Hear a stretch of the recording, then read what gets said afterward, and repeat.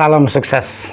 Thomas Trikasih Lembong atau Tom Lembong yang sebelum ditetapkan sebagai tersangka atas korupsi impor gula, saat itu juga masih menjabat sebagai Menteri Perdagangan di era Jokowi, telah memberikan izin kepada PT AP untuk mengimpor gula kristal mentah. Nah, di Pilpres 2024 lalu, Tom Lembong menjabat sebagai kopilot tim pemenangan pasangan Anies Baswedan dan Muhaimin Iskandar. Inilah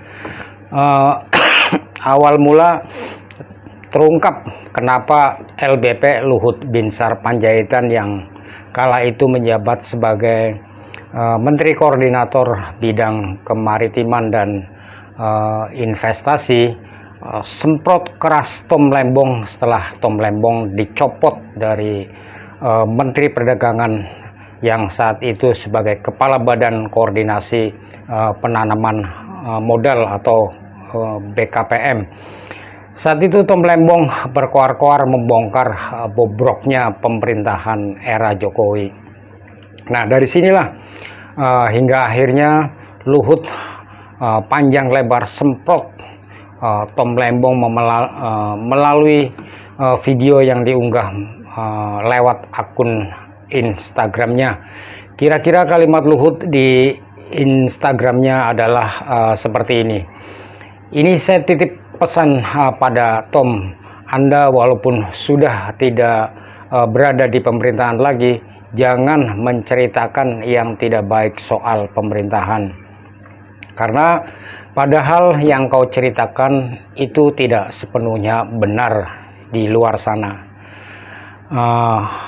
Luhut juga menyoroti soal isu lithium ferrofosfat atau LFP yang sengaja digembar-gemborkan oleh Tom Lembong untuk menyerang pemerintahan Jokowi saat itu terkait rencana hilirisasi nikel di Indonesia. Dan di sini Luhut juga tidak membenarkan apa yang disampaikan oleh Tom Lembong terkait luar negeri yang telah meninggalkan nikel dan beralih ke LFP. Itu menurut Luhut adalah sebuah kabar bohong.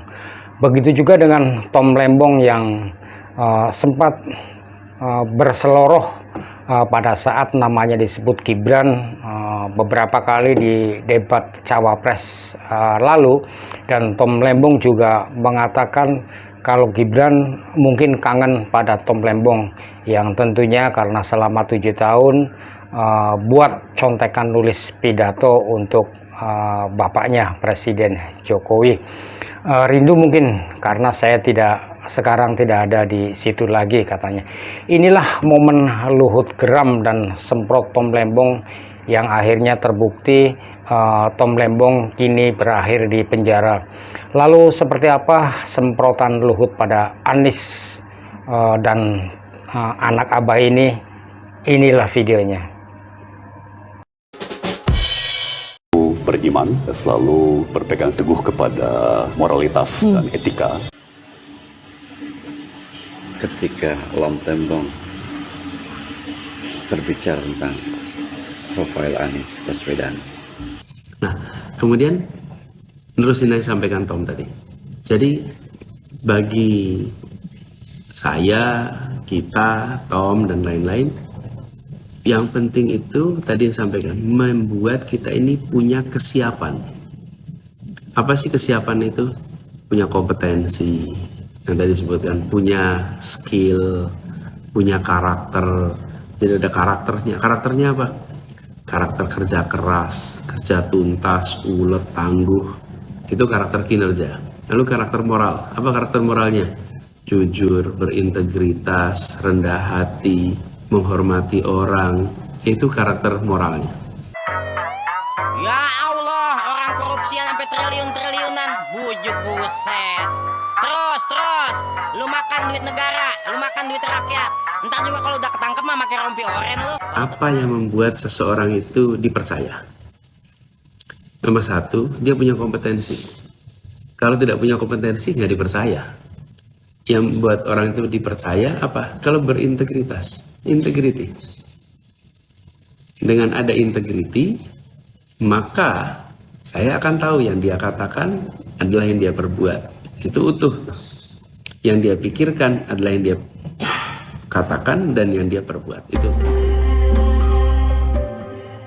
Kejaksaan Agung menetapkan mantan Menteri Perdagangan Thomas Trikasih Lembong alias TTL atau yang akrab disebut Tom Lembong menjadi tersangka dugaan korupsi terkait impor gula di Kementerian Perdagangan. Pertanyaan yang diberikan ke saya mungkin dapat contekan itu dari Pak Tom Lembong mungkin ya. Terima kasih. Saya nggak tahu ya Pak Tom Lembong dan tim sesnya sering nggak diskusi dengan cawapresnya. Masa cawapresnya nggak paham? Thomas Lembong merupakan Menteri Perdagangan periode 2015 hingga 2016 yang menjadi ko-kapten Timnas Amin. Menurut Amin, Thomas Lembong dulunya merupakan penulis pidato Jokowi. Ya mungkin ada yang kangen sama Tom. Tom itu dulu penulis pidato. Di Pak Jokowi ya? Iya, tanyain aja berapa kali nulis pidato. Udah, cukup ya? Anda jangan GR juga bilang kasih note kepada ayahnya Mas Gibran. Emang hanya Tom Lembong aja. Yang paling banyak kasih note pada presiden itu adalah Menlu, Ibu Retno. Karena setiap bilateral beliau yang kasihkan itu. Dan itu bukan terjadi pada Presiden Jokowi saja. Semua kepala negara itu kalau bilateral pasti ada yang di belakang yang kasih note itu. Apakah karena Anda hebat melakukan itu? Tidak, itu tugas Anda sebagai pembantu presiden, sebagai Menteri Perdagangan waktu itu, sebagai Kepala BKPM. Tapi Anda harus refleksi juga apa sih yang Anda lakukan sudah Menteri Perdagangan. Coba tanya dirimu. Waktu Anda BKPM, apa yang Anda lakukan? Coba. Anda kan ditugasin untuk OSS. Saya ingat betul itu, bagaimana Anda curhat ke saya. Tapi itu kan sampai Anda meninggalkan kabinet tidak pernah selesai. Sekarang kami yang menyelesaikan itu. Online single submission itu. Yang sudah digadang-gadang bakal selesai begini, begono dan segala macam itu. Jadi saya hanya ingin sampaikan, kita sudahlah. Kalau sudah selesai masa kita, sudah semua ada waktunya. Tidak perlu kita ceritakan kita yang paling bagus. Karena Mas Gibran menyebut nama saya untuk pertama kalinya, itu saya langsung beku. Kayak frozen. Dan berpikir, did he really just say that? Apakah dia benar-benar barusan mengatakan itu? Saya pikir salah dengar, ya kan? Kedua, saya mulai tepuk-tepuk diri. Saya pikir saya ketiduran di mobil dan ini mimpi, ya kan? Tapi ternyata ini nyata, gitu kan? Nah, waktu Mas Gibran menyebut nama saya untuk kedua kalinya, yang terjadi di otak saya adalah banjir memori-memori indah. Ya, saya dengan Pak Jokowi di Washington, saya dengan Pak Jokowi di Hamburg, ya, saya dengan Pak Jokowi di Tokyo, saya dengan Pak Jokowi di Canberra, di Beijing, ya, di Singapura, dan sebagainya. Ya. Jadi banyak memicu memori-memori indah kerjasama erat saya dengan Pak Presiden di masa lalu ya. Nah, waktu Mas Gibran menyebut nama saya untuk ketiga dan keempat kalinya, ya feeling yang muncul adalah ya begitulah kalau sama mantan. Itu karena masa depan dan kayaknya yang ini bagi saya ya historis ya, historis bukan cuma karena keadaan dalam negeri, tapi juga keadaan internasional ya. Ini memang tahun-tahun yang begitu menentukan dari berbagai sisi, mulai dari krisis iklim sampai kondisi geopolitik. Jadi siapa yang menjadi pemimpin Indonesia tahun ini akan punya dampak besar sekali ya pada nasib dunia dan kawasannya. Insya Allah mudah-mudahan terjadi perubahan. Dan Assalamualaikum warahmatullahi wabarakatuh. Waalaikumsalam. Selamat malam bagi kita semua yang saya hormati, teman-teman dari media massa yang hadir pada kesempatan malam hari ini. Saya ingin menyampaikan tentang perkembangan penyidikan perkara dugaan tindak pidana korupsi dalam kegiatan importasi gula pada Kementerian Perdagangan Republik Indonesia tahun 2015 sampai dengan 2023, bahwa kerugian negara akibat perbuatan importasi gula yang tidak sesuai dengan ketentuan perundang-undangan yang berlaku, negara dirugikan sebesar kurang lebih 400 miliar rupiah.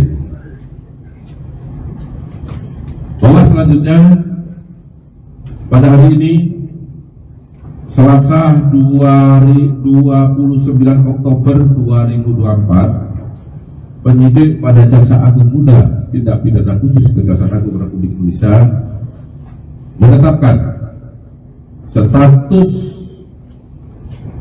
saksi terhadap 2 orang menjadi tersangka karena telah memenuhi alat bukti bahwa yang bersangkutan telah melakukan tindak pidana korupsi. Adapun kedua tersangka tersebut adalah 1. TTL selaku Menteri Perdagangan periode 2015 sampai dengan 2016